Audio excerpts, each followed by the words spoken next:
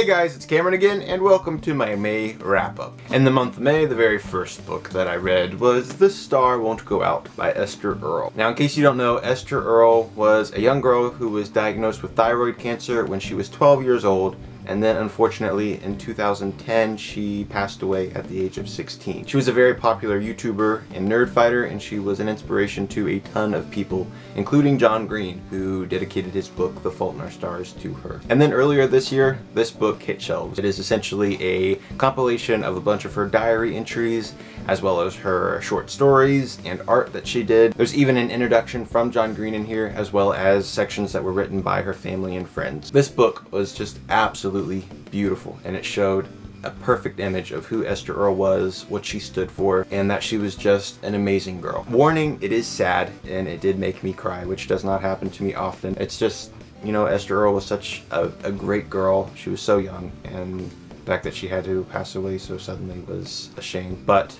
this is her legacy, and I highly recommend it. The next book I read this month was The Sea of Monsters by Rick Riordan, and this is the second book in the Percy Jackson and the Olympians series. Duh. I love this book, and I thought it was just as good as the first one, which was surprising to me because I heard that this is the weakest book in the series. And if this is the weakest, then I can't wait to see what the rest of the books have to offer. So yeah.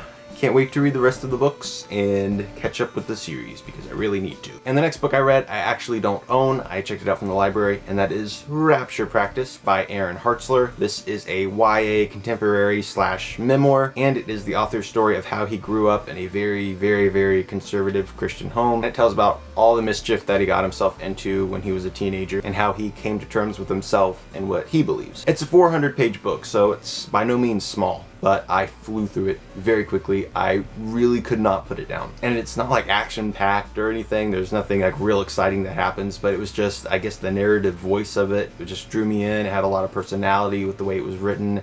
It was very funny and very heartfelt. And it's not just a story of accepting who you are, but accepting all those around you and loving those people for who they are and for what they believe. And then the last 3 that I read are also books that I checked out from the library, and that is volumes 3, 4, and 5 of the Bleach manga series. I hadn't read any manga in about a year, so I decided to just go on and read the next 3 volumes in the Bleach series because that is probably my favorite manga. It's just a really cool epic story about a kid who's a soul reaper, and it just all kinds of craziness happens, and it's just a really fun series. And all 3 of these volumes that I read were just as good as the first 2 in the series. They keep you engaged in the story. They have great characters, really good art. Overall, I love the series, and I am totally continuing on with it because it is awesome. So those are all the books that I read for the month of May, and I will see you later.